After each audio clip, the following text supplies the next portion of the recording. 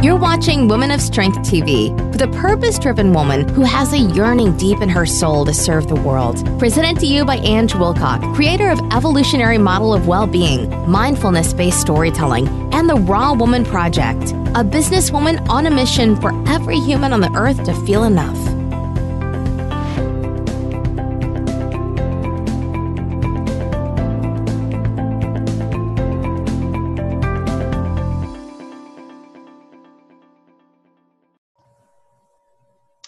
Hi and welcome to Woman of Strength, and I've got another amazing lady that I'm going to be interviewing today called Sibylle, and I will just say welcome, Sibylle, to our chat today, and that's really just what it is. It's a chat between two women, so welcome. Thank you. It's lovely being here. It's a great honor being here. Thanks for inviting me. Oh, and it's great to have you here. And I'm just going to tell our viewers and listeners a little bit about you. And so Sibylle calls herself a passion priority coach, and she's going to be telling us a little bit more about that. And it's all about putting her passions at the forefront of her life. And she's been doing this for a number of years, but she also says she's quite new to it. But we had a chat off air, and it sounds like the universe has delivered this right to her doorstep, and she's taken this opportunity. And Sibylle's got some great tales to tell, and I'm not going to tell you a lot more about her because she's actually going to be telling us more about herself. But she's had a really, really interesting life, both personally and in business. And this is what we're going to hear about, because listening to and reading a little bit about Sibylle, you can see that she really is a woman of strength. And this is what our chat is about. And so that's my first question to you, Sibylle. When did you step into being a woman of strength? And that's a really good question. You know, whenever I think of a moment or a time in my life when I did, I can think of another one that was earlier. I actually believe I come from a long line of women of strength, starting with my ancestors and all the rest. But if I want to see what is relevant today and what's relevant for my business today, that probably was, I was self-employed before. I have been self-employed before in the early 2000s. I was a wellness consultant. That's one of my many passions. So this is one thing you need to know about me, is I'm multi-passionate, so lots of different interests and strengths, and I've followed quite a few of them in my life. So my CV is anything but linear. You could call it all over the place. Yeah. You could call it all over the place, or you could call it a beautiful expression of somebody with many different passions and interests, and I'm actually quite proud of it. So these multiple passions took me to different countries in my 20s. I lived in 4 different countries, lived and worked in 4 different countries. In my early 30s, I started being a wellness consultant. Like I said, it was the first time I was self-employed, because health and being the most vibrant, bodily, physical self that you can be is one of my passions, and it still is to this day. And I got quite successful with that. I didn't become a millionaire or anything, but I did bring in good money. And that is when I tripped myself up and came up against my upper limit, to speak with Gay Hendricks, and sabotaged myself. I went into a slight depression. It was so light that it remained undiagnosed, and I didn't realize what was going on. But for about a year, I was basically unable to work. And I'll cut this a little short now. It's not a very nice tale. But what happened is I went broke. Obviously, my expenses kept going on, and I'm a one-woman show, or was even then. And if you're depressed, I could just deliver the bare minimum, which means the debts started racking up. And they weren't in the millions. Again, I wasn't that kind of entrepreneur. I was an online at-home entrepreneur, but still I had costs. I had the rent, I had food to pay, and all the stuff that everyone has to do. And over a year, you can imagine, quite a lot came together. And there was a point where the bank pulled the plug on me and on my accounts and my credit card. And at the time, I felt fear and I felt shame, terrible shame. And the bank tried to push me into declaring bankruptcy, and I denied doing that. I absolutely refused it because I didn't want to write anything off. I thought at the time, even as scared as I was, I need to put this right, or I'll never be able to look at myself in the mirror again. Wow. What I did with the non-existing money. I mean, I literally went to the store with $5 and had to buy food for a week. You get really creative when you have no money. Yes. I did two things. I got a coach. No matter how little money I had, I paid for a coach, because without my coach, I couldn't have done that. That's when I learned about the magic of coaching. It was in 2004. And I educated myself about finances. I really learned my stuff, because before that I'd been a bit of an avoider. I'd not, like most of us, I hadn't learned anything about finances. I had very negative beliefs and avoidance going on. And this, in hindsight, it was an absolute blessing what happened. Although it was horrible to go through it. I mean, really, I wouldn't wish it on anyone. And at the same time, I'm so glad it did, because it really made me discover what I called at the time my backbone.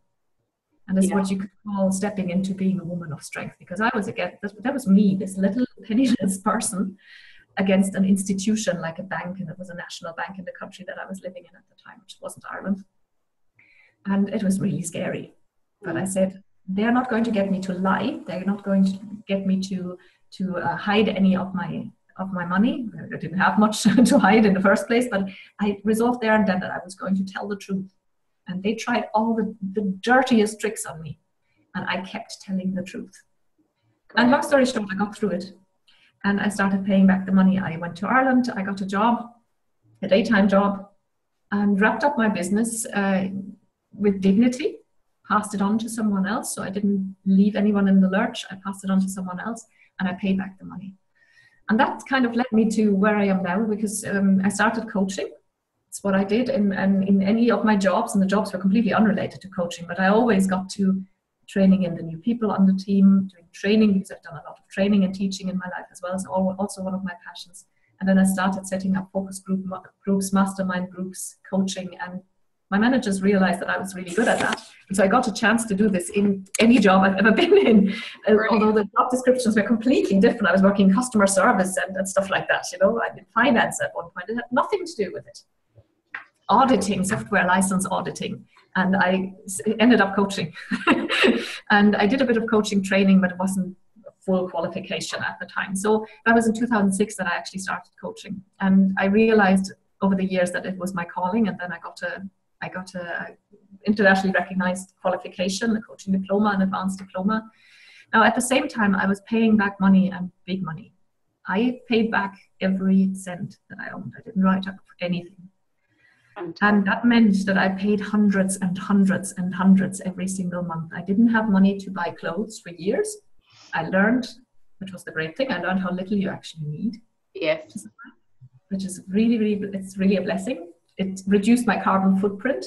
And while I buy clothes again and stuff, but not nearly as much as I did earlier in my life, because I've realized how little I need and how bad it is for the earth to this consumerism, this constant throwing away stuff and buying more. So that was great. But it took a toll. I didn't have money to even go for a cup of coffee. I kept having to say no to my friends who wanted to go out on a night out. Ireland is a country where you earn a decent salary, but it's an extremely expensive country. So I just couldn't afford it. And this kind of depression came back. And for a couple of years, I really withdrew into myself. I kicked even my friends out of my life. I only worked, I was at the time in a bit of a soulless job where I worked all hours. It made good money, and I had to pay back that money. I had this goal that I had, but it came at quite a cost. I put on weight. I ate junk food just to compensate, because I had nothing. My friends were out of my life. I had just myself at my work, and in the evening I was at home. And I told myself that that's all I wanted. We're good at that, aren't we? Good at convincing ourselves that I was numb emotionally. I couldn't afford to feel my emotions, because I would have fallen apart. Yeah. Very unhealthy, very unhappy. But I wasn't unhappy because I wasn't feeling my emotions. Yeah. I did know somewhere in me. I mean, I was a coach at the same time, and I knew, and I was coaching. I had my first clients, my first private clients, always 1, 2 or 3 clients on the side. And of course I had that self-awareness that I was born with. And I knew deep down inside that wasn't me, and that wasn't all. So long story short, in 2015, finally the debt was paid back. And that was when I really started to be proud of myself for doing this. And I am proud of it. That's why I'm telling the story now. I would have, like 10 years ago, I would never, ever have told this to anyone in a public podcast of all places. I was ashamed to admit it to my friends and my family. And now I'm proud because I paid it back. I made a mistake. I screwed up. I totally did. I didn't face it until it was a real catastrophe. But then I faced up to it. I learned my stuff about finances. And I'm a really good money manager now. So good that part of my coaching is money, money coaching, financial coaching. Oh, fantastic. And, so in 2015, I gave up that soulless job, downsized, got a work from home job, which is pays far less money, but is so lovely. And the quality of life that I gained is just, you can't put a price tag on that. I moved back west to the west of Ireland, which is my soul's home, where I have people. I reconnected with friends, and my friends are so lovely that none of them said anything but welcome back. It's so good to have you back, and we missed you. And I made new friends, and now I don't take these things for granted anymore. Wonderful people in my life. I feel so blessed. And I started doing the things that I've been wanting to do for years, but never had the money or the time or the energy for. I started archery, field archery. I'm doing my dancing again. I love dancing. I've always danced. I'm a musician. So I started following my passions again. And what followed was such an inrush of joy. I started feeling my emotions again, that depression was gone. And obviously when you've been in hiding and numbed for years, a lot of, sorry, is this podcast language sensitive? No, you're fine. You carry on. There's a lot of crap coming up. Yeah. Obviously, because it's like the sludge like when you've opened the floodgates, a lot of mud gets carried up as well. And there were times when I was in so much pain. It was so painful. I cried for days, and it was horrible in a way. But even then, even when I was in this abyss, I thought it's such a blessing to feel again. At least I feel again. I'd rather be very, very sad and despairing rather than not feeling anything. Yeah. Ever again. Yeah. And with it came so much joy. And now, then after a while, the bad stuff, I kind of worked through that. And now it's almost constant joy. And that came from my passions. That's when I realized that all these years that I'd already done coaching on the side, I've always worked on people that had some kind of passion, that wanted to make more time for an art or a craft, writing, painting, for a business. Like my coaching is definitely a passion of mine. Again, I'm multi-passionate, but coaching is one of them. It's my calling. Always people who had something that they wanted to do and needed me to help them create space for it, make room in their lives. And I found that once you center your life around passions, everything else tends to fall into place around it. And that's when I realized this is what I do. And so I rebranded my business to what it is now, Wild Spirits Coaching. And now it is explicitly for people to put their passions front and center, no matter what they mean, or to find the money for their passions, because that's also something I'm really good at. Yeah. And so that's the things I offer now. And here I am. What I've heard throughout, your story is that the key thing around when you went through all your debt and bankruptcy was so important for you around honesty. So that's about being authentic and being honest and paying back your debt. But the other thing that I also heard, which we're really great at as women, is we were honest to the outside world, but we weren't honest with ourselves, in terms of our emotion. We push it down, and then all of a sudden, when you got to that place where the outside world, you could put feel strong and feel proud again, then we get to that place where we're honest with ourselves. Wow, all these emotions, all these feelings. And so if you, and I think a lot of us have been there, certainly that's a place I've been to myself. So on reflection, like when you look back over those years where you were really authentic in terms of repaying the money, that honesty there, what would you do differently now in terms of being completely honest with yourself about the feelings and what was going on? Well, honestly, at first I wouldn't get so deep into the situation anymore, because now I'm more aware, and one of my passions is to really make people aware of their financial situation, and especially for women, it is so important because it's so empowering to actually own your money. Yeah. Not just as in this is my bank account, but actually knowing what you're doing with it, where it comes from, what you're spending and on what, and how you're investing and all that. This is so empowering for women. So I wouldn't let it get this far.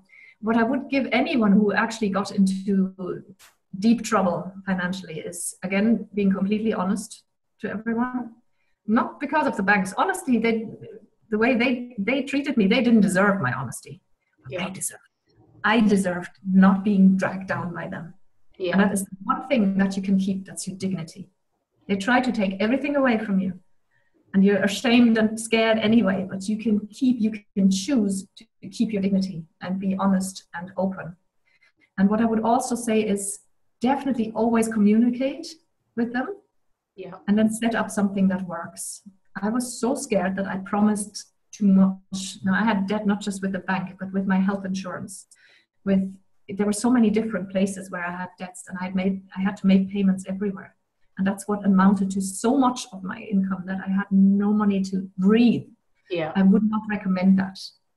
In hindsight, I would have done 2 years more of paying back debts if I didn't have to slide so deeply into not being able to go out, not being able to do anything for myself. And because that would have probably prevented that depression from happening and me from cutting myself off from my friends. So there is a middle way. That's what I'm saying. Yeah. There's a way. And this is what I do in my coaching when people come to me for money, and some of them are in debt.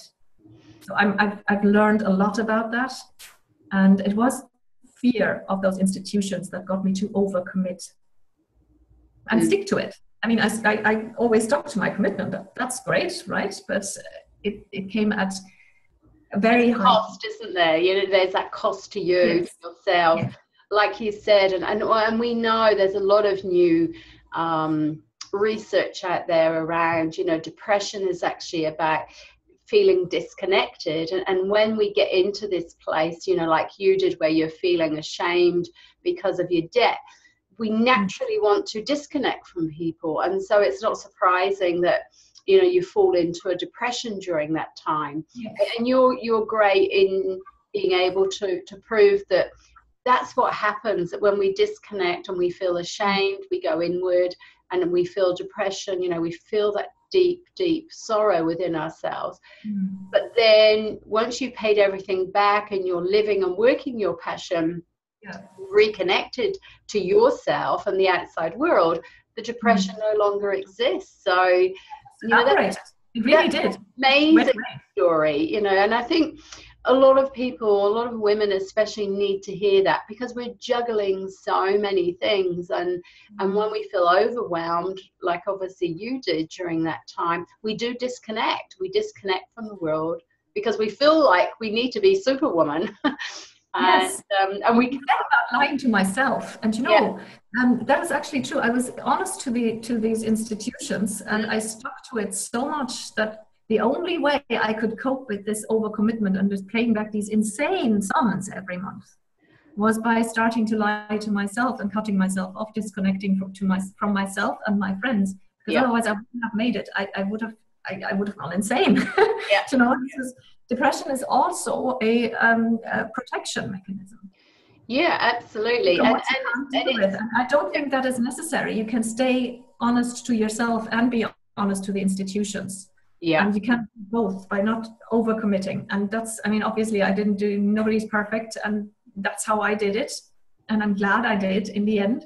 But it could have been done a little less, in a way that's a little less radical, that would have allowed me to stay true to myself during that process, and not only but for those who are already in a state where they're not completely with themselves, whether it's through debt or through anything else, that they're denying themselves their joy and their passions, this is what brought me back. But the first thing that broke through that, when I had given up the job and had moved and started healing physically, started losing the weight without trying, it just happened because I was no longer punishing myself with junk food all the time. And I wrote a story. I wrote a novel-length story. Now, I'm not a good writer. It's not something of a quality that can be published. But I had this story in myself, and it was a coming back to life story, tellingly. It wasn't my story. My protagonist is not me. She's completely different from me. But in a different way, she was also coming back to life. And that is what first broke it open. I cried when I finished the story, I had to leave my character behind. That's when my first emotions came out again. I started reaching out to friends again. That's what got the ball rolling. And this is why this is so important for me, because passions are really the joy, pleasure, especially for women.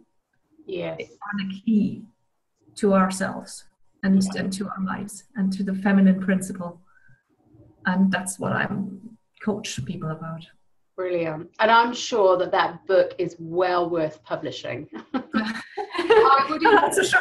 I would encourage you to do that, because we're our worst critic, aren't we? And what we do is we compare our writing with others, and how many famous authors are out there going, oh, my first book was rubbish, but they kept pushing forward and pushing forward. So I would definitely encourage you to even if you set it up as an ebook or something like that. I had it professionally edited, so it is there, like show to friends and all the rest. I haven't really done it yet. It's kind of fulfilled its purpose. It really was my own therapy, that book. But it'll be great therapy for other women too, I'm sure, just reading it. Yeah. That might be, you're right. Now I've been thinking about it. I've kind of been toying with the thought. Oh, well, we'll challenge you then. We'll challenge you to do it. So what's the title? I love doing challenges. So what's the title? Is it got a working title? Is it it does have a title. The title is 12 Nights. Wow. 12 Nights is that it refers to this. It's kind of a mixture between modern day woman and some fantasy. And some mythology as well. And you might have heard of the mythology of the Wild Hunt. I'm a pagan as well, so I'm also quite familiar with these myths. The Wild Hunt that comes around the winter solstice. It was sort of sometimes called the darker side of Christmas, like, the 12 days of Christmas. Yes. The stormy nights between Christmas and the New Year and the early New Year. Old legends in Europe have it that the Wild Hunt came and took people away and left their corpses behind them. Very scary. It's like when you see a winter storm, you can imagine that this is a host of horses and warriors racing over the sky, and it can be quite scary. And there were all these legends about it in my book. They are real. Wow. Yeah. So you've heard it first here, ladies. It's called 12 Nights. And we're the first ones to hear all about it. So when you're a famous author, you're going to be saying, wow, I was encouraged to do this. Because I think that's the key thing, isn't it? Like, there are so many things that we do and we think they're not worthy for the world to see. And actually everything is. Because if it comes from our heart and soul, everyone, it would connect to it. People do want to read it. So there's one thing I just wanted to ask you to go back to. When you said at the beginning of your story, you were doing incredibly well and you weren't managing your money, and then the self-sabotage started. How did that start? Do you remember how that started? Because I know it's something that we talk about a lot. So it'd be interesting to know where you identified that yours started. Well, this when I was a wellness consultant, this is when I also started being interested in the whole subject of personal development and professional development. Just when I first started reading Tony Robbins and Think and Grow Rich and all these classics, and 7 Habits of Highly Effective People and all those books that have become my favorites. And obviously you become aware of things that happen. And I come from a workers' family.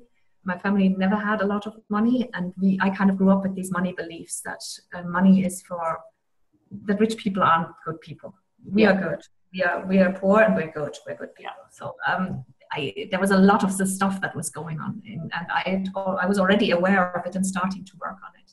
But I became, and I'm not saying not super successful, but I made several €1,000 a month, which was in my family definitely a huge income at the time. And for me that was, and I made that after 1.5 years in the business, which was not very normal. So I was quite successful there. I was getting it going. And I just think my personal development hadn't caught up with that just yet. So I was self-sabotaging myself because I had these beliefs, these typical, it's actually, a lot of people have it, men have it too, but I think it's particularly women that have this inner voice that says, who are you?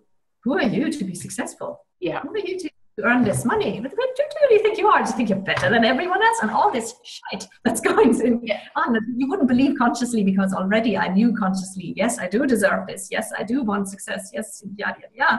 But my subconscious hadn't quite caught up yet. Yeah. That's when this depression came in. And the depression actually went back to, this is a personal thing.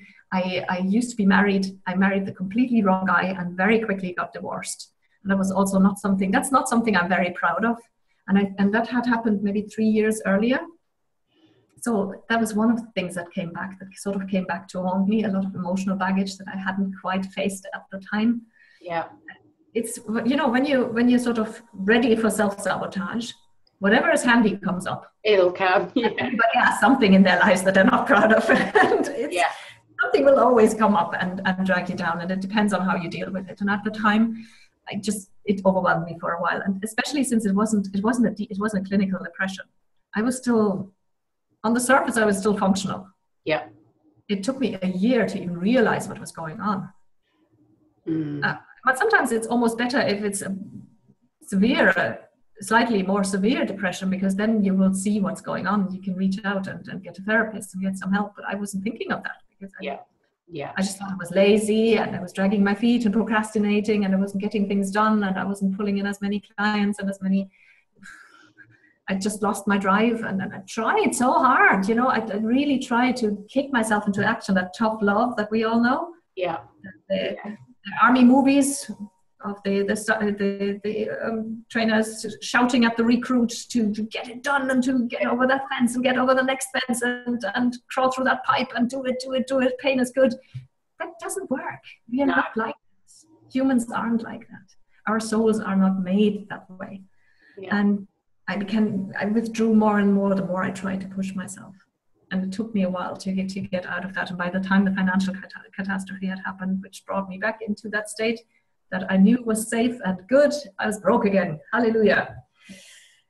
Okay, so back in that safe place, is that familiar place, isn't it? And that's it, because we know that the mind loves familiarity. And so when we're in an unfamiliar place, if we're raised, just in a comfortable position, and then financially, we have a lot more wealth, it's so unfair to us. And so that is that self-sabotage. And so it's great to share that part of your story, because money mindset is very, very crucial in terms of our financial success, because we know that there are so many women out there who are very talented, have so much to offer, but very much fall into this. They can only get so far because they're stuck around their views around money. And if we're raised in a working class family, we hear it all the time, getting money is hard, it's hard work, or the rich people, they're not kind people, they're not giving, they're selfish, and it's all rubbish, but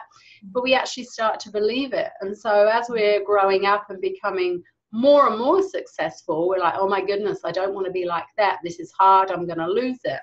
And then we do end up in that place like you did. So I think it's such a good story to tell, because women in business need to really work through that. At the same time, they're building their business, because we go and get trained in so many skills, but we don't really get our heads literally around the money stuff. So, and the fact that you do that as part of your coaching and help women is fantastic. I love that, because from what you've told us is that you coach us around our passions of what we're passionate around, but also you make sure that we're understanding the financial side of that too. So we've got both of it going. So what would be one little nugget or one gem that you would leave women today and say, this is the one thing that I would encourage you to do to keep moving forward? It would be to focus on your joy and on your pleasure. Yeah. because that is an unfailing compass, especially for women. And if you've read Mama Gina's stuff or are familiar with her work at all, this is funny because I came across her after coming to that conclusion myself, and she does exactly that work on a much larger scale, and it's fantastic because it makes me feel kind of validated. I'm not just crazy.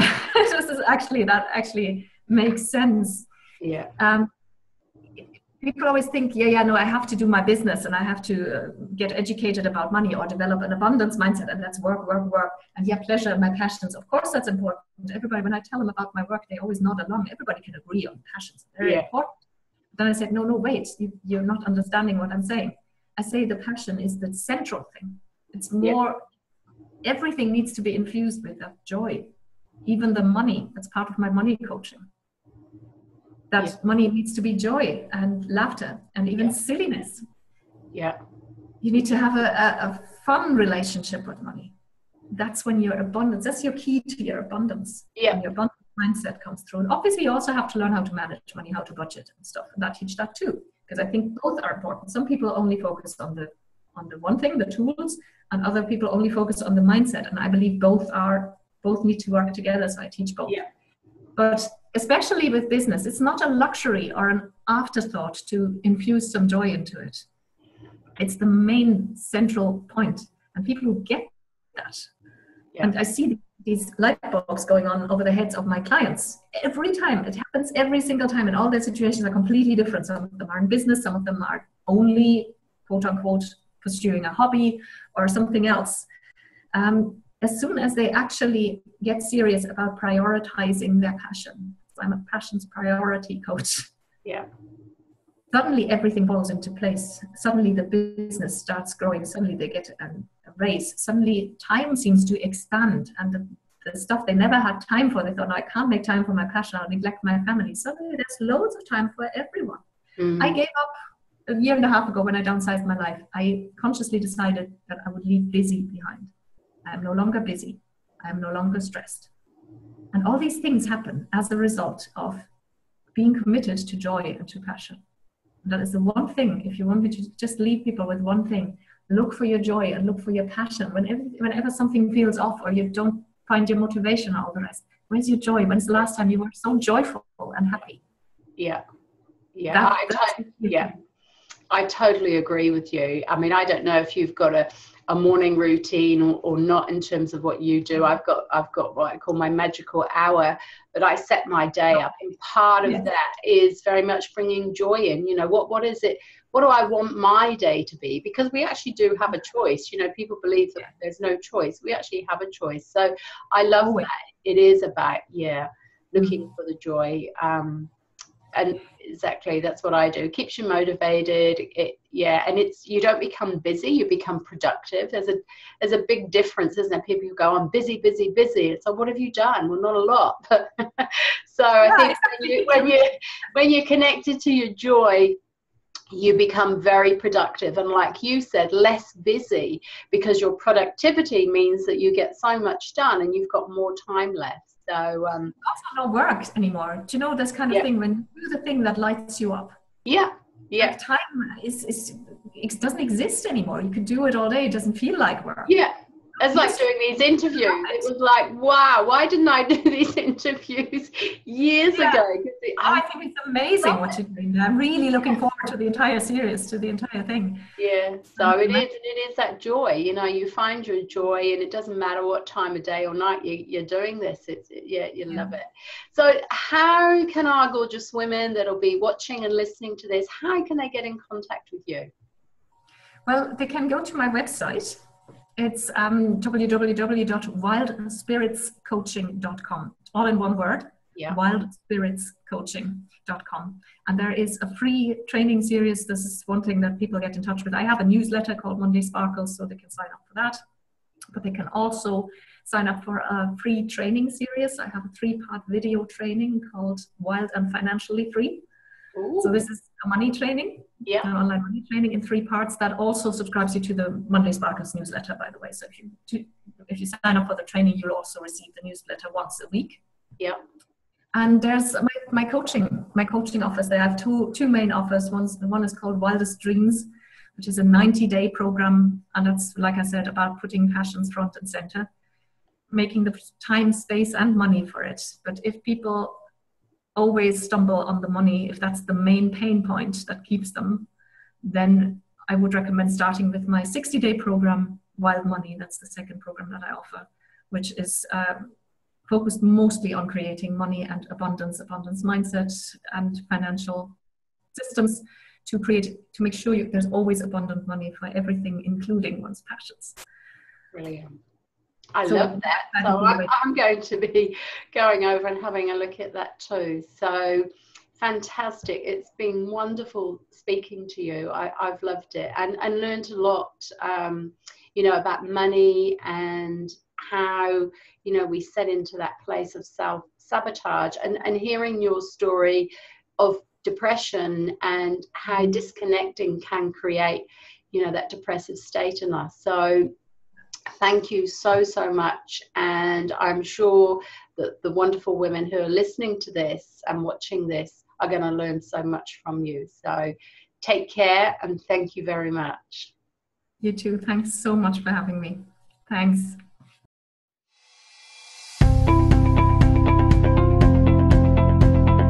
Remain real, authentic, and whole. Be yourself and continue to follow your dreams. Thank you so much for watching, and we'll catch you next time on Woman of Strength TV.